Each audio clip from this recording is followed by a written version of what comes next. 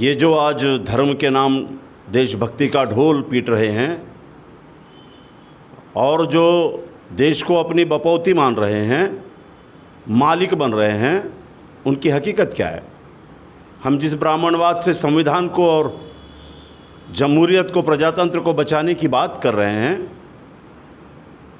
वो कौन है?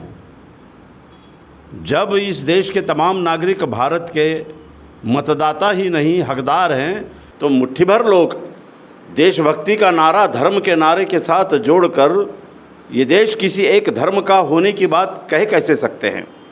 और जो कह रहे हैं वो पूरी एक जमात है। हम इसको ब्राह्मणवादी जमात कह लेते हैं, हम इनको मनुवादी जमात कह लेते हैं। क्या है इनका इतिहास? 800 साल मुग़लों और तुर्कों के ग़ुलामी में रहा, ऐसा ये कहते हैं। तो किसने दिया मुग़लों को ग़ुलामी में?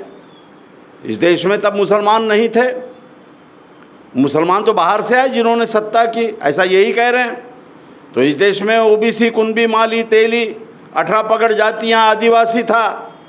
तो क्या ये शस्त्र विहीन थे? क्या इन्हें राजनीति करने का अधिकार था? क्या ये सत्ताधीश थे?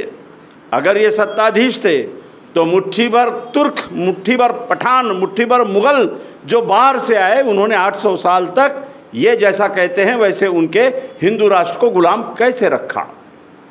हकीकत ये है कि ये जो हिंदू राष्ट्र का नारा देते हैं, ये जो ब्राह्मणवादी लोग हैं, ये जो मनुवादी लोग हैं, इनकी राष्ट्रभक्ति मतलब इनकी सत्ता है। इनका देशभक्ति का नारा यानी इनकी मक्तेदारी है।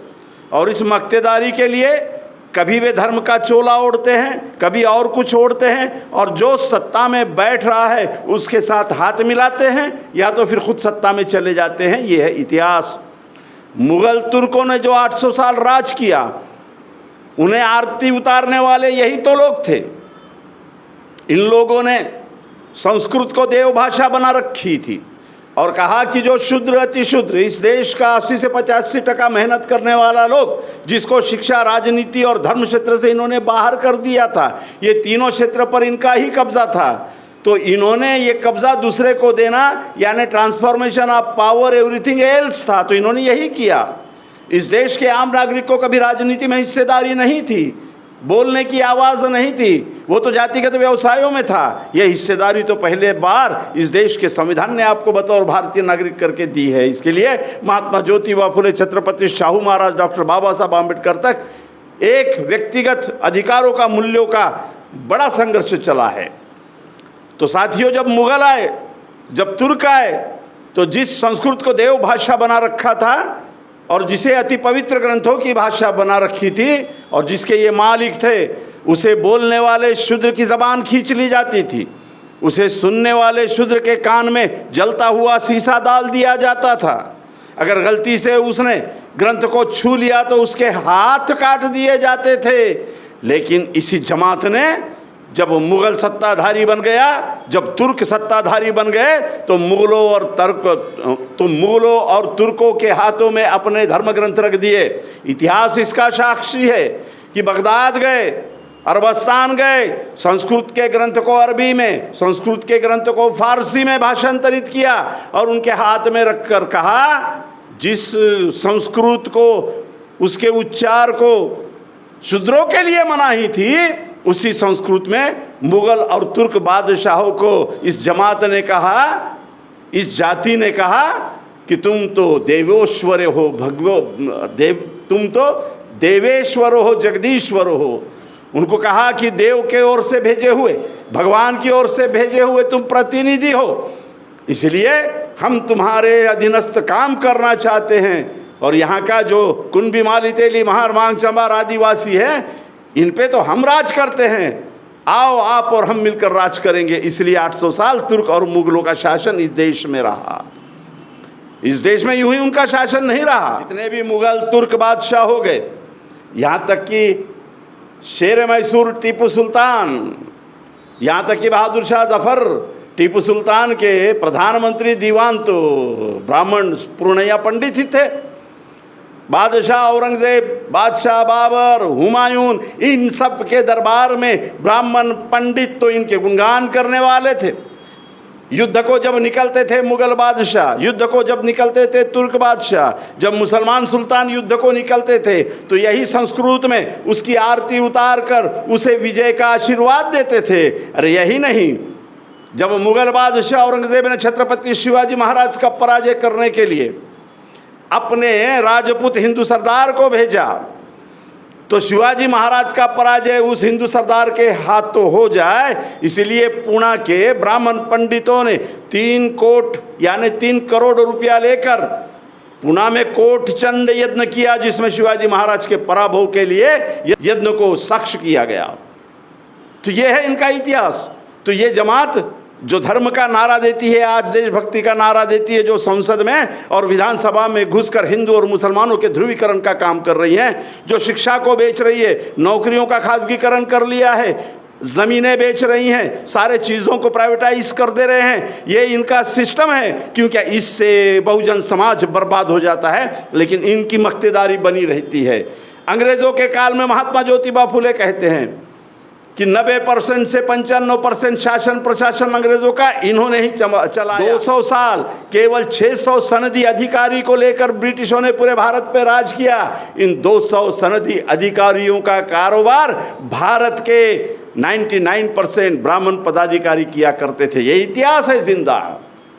तब इनकी देशभक्ति, तब इनका धर्म अंग्रेजों का गुलाम था। औरंगजेब ने जब मुस्लिम समाज के लिए शरीयत में दिया हुआ टैक्स और हिंदू जमात के लिए जिजिया कर लगाया, तब यही जमात है बादशाह औरंगजेब के पास पहुंची और उन्हें कहती है कि हम हिंदू नहीं हैं, हम तो ब्राह्मण हैं, हम तो पुजारी हैं, हम तो पुरोहित हैं, हमारा इन हिंदुओं से कोई लेना देना नहीं है, हम विदेश से आए, हम पवित्र कौम हैं, हमें टैक्स में माफ़ी दी जाए, और माफ़ी करवा लेते हैं। यह है इनका इतिहास। जब छत्रपति शिवाजी महाराज हिंदवी स्वराज्य की जब छत्रपति शिवाजी महाराज हिंदवी स्वराज्य की स्थापना करते हैं, तब हिंदवी स्वराज्य के राज्याभिषेक का विरोध इन्होंने किया। यहाँ तक कि वो शूद्र है, उन्हें राजा बनने का अधिकार नहीं है, ये धर्मपीठों के द्वारा इन्होंने जाहिर किया। महात्मा ज्योतिबा फुले ने अपने समग्र वाङ्मय में इसे एक्सपोज किया है। वो कहते हैं कि 200 साल जो किसानों का, जो शूद्रों का, जो कुंभी माली तेलियों का शोषण हुआ, वो शोषण के जिम्मेदार ब्रिटिशों के हाथ के नीचे भारत की पूरी यंत्रणा संभालने वाले ये ब्राह्मण ही थे। ये महात्मा ज्योतिबा फुले कहते हैं। ये है इनकी देशभक्ति, ये है इनके देशभक्ति का नारा। जब धर्म और देशभक्ति के नाम से इन्हें मक्तेदारी और सियासत मिलती है, ये उसके साथ हो लेते हैं। ये देखते नहीं है वो मुसलमान है, ये देखते नहीं है वो ब्रिटिश है, ये देखते नहीं है वो अमेरिका वाला है, ये देखते नहीं है वो चीन वाला या इंग्लैंड वाला है। जहाँ से मलिदा मिलता है, जहाँ से वर्चस्व बरकरार रहता है, ये उनके साथ हो लेते हैं। ये इनका इतिहास है। जब देखा कि कांग्रेस सबसे बड़ी राजनीतिक पार्टी है, उसमें घुस गए, और जब देखा कि कांग्रेस अब नहीं आ सकती, तो भारतीय जनता पार्टी में घुस गए। यह है इनका इतिहास। तो वर्तमान में जो कुछ चैलेंजेस संविधान के सामने हैं, उसे ढंग से पहचानना चाहिए कि एक पूरी जमात धर्म और धार्मिक राष्ट्रवाद का नारा देकर बहुजन समाज के कुंभी माली तेली मुसलमानों को उनके अधिकारों से वंचित कर रही है, संपत्ति के अधिकार से वंचित कर रही है, नागरिक अधिकार से वंचित कर रही है, शासन प्रशासन में हिस्सेदारी के अधिकार से वंचित कर रही है, खासगीकरण करके शिक्षा का अधिकार, जिसके लिए एक लंबी लड़ाई का इतिहास इस महाराष्ट्र में है, उस शिक्षा के अधिकार को इतने आराम से छीन लिया कि केंद्र और राज्य सरकार में हजारों स्कूलें प्राइवेट में दे दी। मेरे साथियों, जहां पर हमारी प्रतिनिधित्व की इकाई होती है, जहां हमारा प्रतिनिधित्व टिका रह सकता है, वे सारे संस्थाएं खासगी कर डाले। ये है इनका सिस्टम और देशभक्ति का असली स्वरूप। तो आज हम सब लोगों को, चाहे कुंभी हो, माली हो, तेली हो, चाहे मुसलमान हो, 18 पकड़ जाति का आदमी हो, आदिवासी हो, अनुसूचित जाति जमाती का आदमी हो, उसे भारतीय करके खड़े रहना पड़ेगा। और धर्म के नाम से इस देश को डुबाने वाली किसी भी हरकत को हमें नष्ट करना होगा। आइए भारतीय संविधान को बचाते हैं, भारतीय परंपरा और भारतीय संवैधानिक संस्कृति को बचाते हैं। प्राध्यापक जावेद पाशा, अध्यक्ष भारतीय मुस्लिम परिषद। धन्यवाद।